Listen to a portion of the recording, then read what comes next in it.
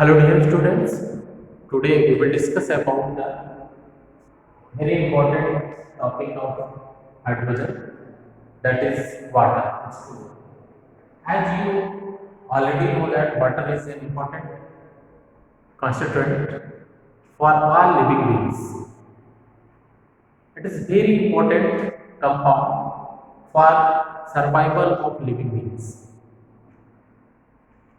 If we are going to discuss about the sources of water, then there are three important sources of water is found.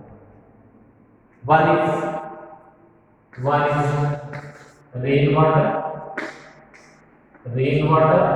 One is rainwater. Second is the seawater, and third is the groundwater. Third is the ground water. There are three sources of water: rainwater, seawater, and the groundwater. With help of these three sources, we can obtain large amount of water.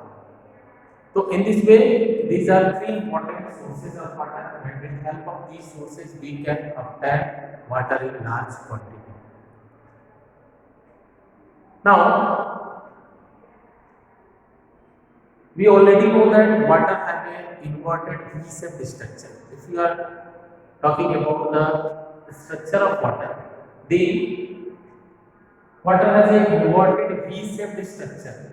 Water has an inverted V-shaped structure like this. H, inverted V-shaped structure. It has a inverted V-shaped structure. This one is 104.5 degree. 104.5 degree. And here are two lone pair electrons. This one and this one. There are two lone pair electrons. Lone pair electrons. These are lone pair electrons. And as you already know that oxygen of water molecule is sp3 hybridized. Oxygen of water molecule is sp3 hybridized. Oxygen of water is sp3 hybridized. So this one is the structure of water in which bond angle is 104.5 degree. Hybridization is sp3. So dear students, you should always keep it in mind. Now we will first discuss about the physical properties. Of water. So if we are going to discuss about the physical properties, then it is colorless, odorless, tasteless liquid. Water have a boiling point 100 degrees Celsius. It freezes at 0 degrees Celsius. And in water molecules, hydrogen bond is present. That's why it has a high boiling point, means it has a 100 degrees Celsius boiling point, because due to hydrogen bond, water molecules held together with help of attractive force, and in this way it's so high boiling point.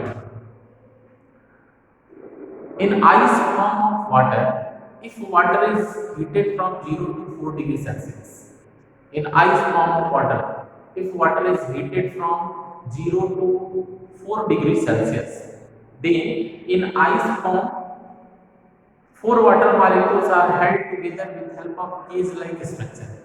And in this way, if water is heated from 0 to 4 degrees Celsius, then due to breaking of hydrogen bond, first density increases, and after 4 degrees Celsius density start decreasing.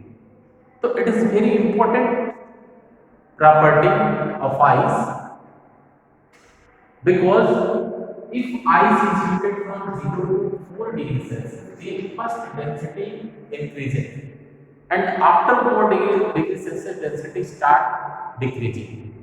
Generally, it is found that if any liquid substance is heated, then molecules of liquid start migration, and in this way density decreases. But in ice case, if water is heated from 0 to 4 degrees Celsius, then due to breaking of hydrogen bond, first density decreases. And after 4 degrees Celsius, first density increasing. If ice is heated from 0 to 4 degrees Celsius, and after 4 degrees Celsius, density start decreasing. So this one is the capillarity of ice. Okay. Now we will discuss about the chemical properties of water. And one more important thing you should always keep in mind: water work as a universal solvent. Water work as a universal solvent because water has a high dielectric constant. It work as a universal solvent. Water work as a universal solvent.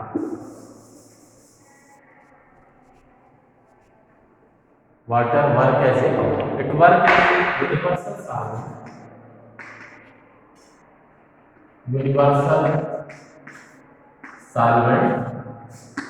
It works as a universal solvent because water has a high dielectric constant. Dielectric constant is a Coulombic force which used to break molecules of any solute particles. Water is a universal solvent. Why? Because it has a high dielectric constant. So dear students, you should keep it in mind. This one is very important thing. Now we will discuss about the chemical properties of water. Chemical properties of water.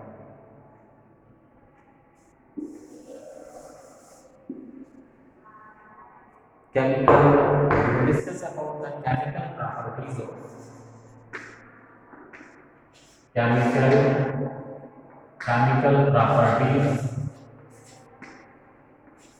properties of water.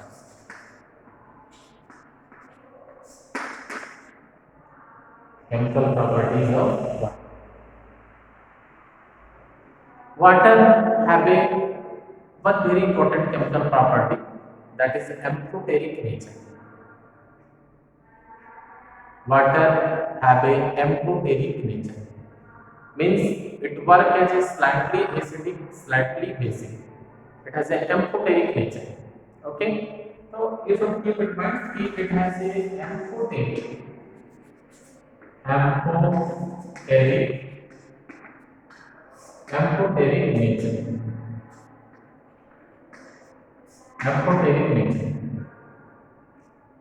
Amphoteric nature means it works as a slightly acidic, slightly basic. Amphoteric nature means it works as a slightly acidic and slightly basic. Means the way two water molecules react together, they one work as a Bronsted. According to Bronsted-Lowry acid-base concept, one work as a acid and another work as a base. For example, if two water molecules are taken, H2, if two water molecules are taken, then what happens? One water molecule work as acid and that water molecule transfer proton H+. So if two water molecules are taken, like this, if two water molecules are taken, H2O, H2, if these two water molecules are taken. So in these two water molecules, one have capacity to transfer proton and another have capacity to gain this proton. So one work as acid according to Bronsted-Lowry acid-base concept and another work as a base. So in this way, one works as a if this transfer proton to this one, so it becomes H2O plus hydronium ion, hydronium ion, hydronium ion, and another is base OH ions. So if two water molecules react together, then hydronium ion and hydroxyl ion is prepared. H2O transfer, if H2O transfer proton to H2O, so H2O change into OH minus. H2O change into OH minus. So this work as a base, this work as a acid, and this work as a base. ऐसे type होगा और ये क्या होगा? Here this work as a base, this work as a base, and this work as a base. So in this way, here water work as an amphoteric nature, means it acts as a slightly acidic and slightly basic. That's why it has a amphoteric nature. It work as a slightly acidic and slightly basic, and we can say that it has a amphoteric nature. Now in second case, second chemical property is reaction with metals. Water react with highly reactive metal to form their corresponding hydroxide with releasing hydrogen gas, and less reactive metals react with water vapor and form their corresponding oxides with releasing hydrogen gas. So these things are also very important. So now in chemical properties, second one is the reaction with metals. Second is the reaction with metals. Reaction with metals. Highly reactive metals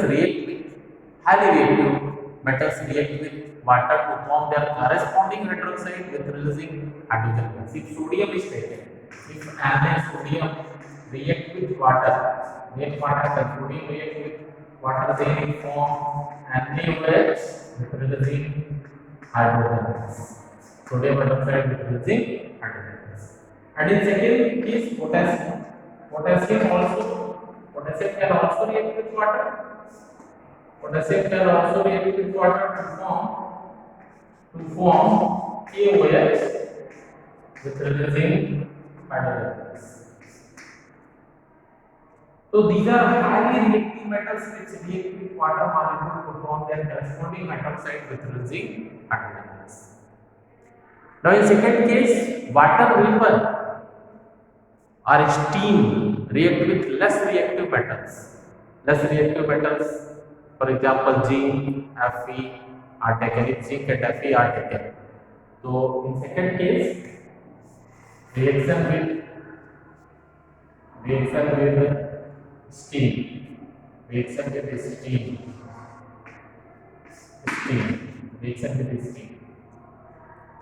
So reaction with steam, what happens? Dear students, you should keep in mind. If zinc is taken, then what happens? If zinc is taken, then zinc react with water steam, means react with H2O. This one is steam. Zinc react with steam. So then it forms zinc oxide Zn with releasing hydrogen gas. Zinc oxide with releasing hydrogen gas. Here zinc cannot react with cold water. It always react with hot water. It cannot react with cold water. It always react with hot water. Now in second case, if Fe react with H2O, steam, then what happens? It forms Fe3O4 with releasing hydrogen gas. So this one is thrice Fe, 4H2O. So here also 4, Fe3O4 plus 4H2O. So if iron react with water vapor steam, they will form iron peroxide with releasing hydrogen gas. So dear students, You should keep in mind कि zinc and Fe react with water steel to form their corresponding oxide differentiating hydrogen gas. Now, third chemical properties reaction with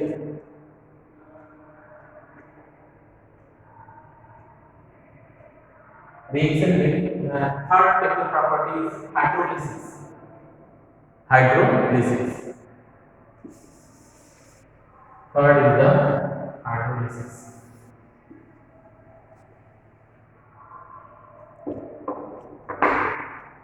Third is hydrolysis. Hydrolysis.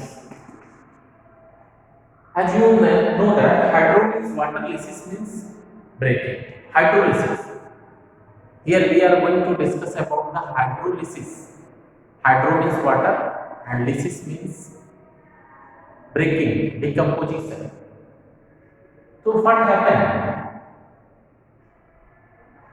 When any salt react with water, then it forms its corresponding acid and base from which it already prepared. When any salt react with water, then it forms its corresponding acid and base from which it already prepared. For example, if salt like sodium acetate is taken, CH3, C double Na is taken. Sodium acetate is taken, and if sodium acetate react with water, then it form acetic acid CH3 C double OH plus NaOH. Acetic acid plus NaOH. When sodium acetate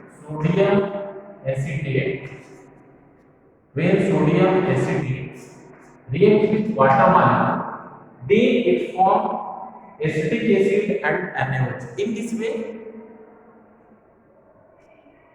it is a salt of sodium acetate is a salt of acetic acid and NaOH. That's why we can see that hydrolysis of any salt provide its corresponding acid and base from which it already prepared. Similarly, if NH4Cl is taken, if NH4Cl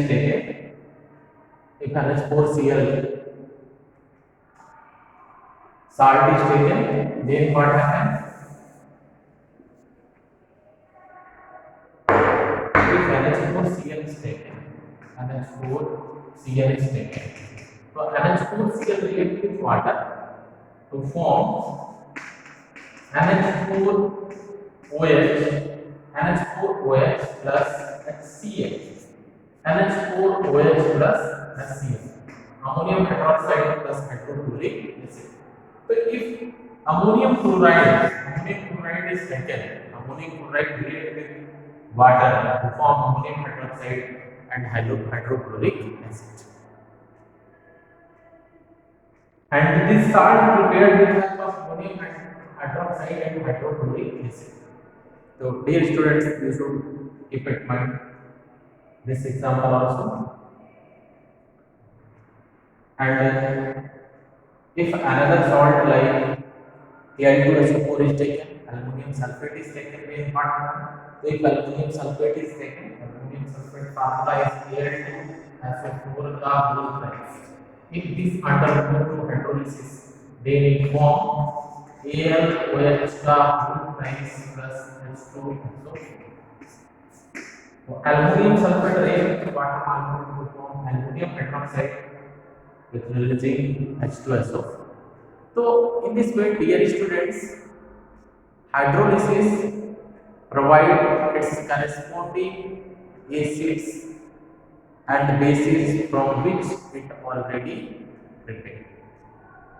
One very important reaction, water crystallization, in which water molecules trapped into small pores of salt which present at outer surface is known as a water crystallization.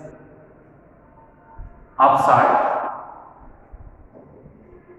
Like if copper sulfate is taken, CuSO4 is taken, and if CuSO4 come in contact with 5 molecules of water, then it forms CuSO4.5H2. It is blue vitrea and it is hydrated copper sulfate. If FeSO4 is taken, so FeSO4 reacts with 7 molecules of water. It's combined with 7 molecules of water and it forms FeSO4.7H2. It is known as a hydrated ferrous sulfate. Here also crystallization takes place. So dear students, you should keep in mind, in a water crystallization, some water molecules trapped into outer surface of salt, and in this way that salt get hydrated. That is known as a water crystallization. Now next properties we will discuss in next video. Thank you dear students.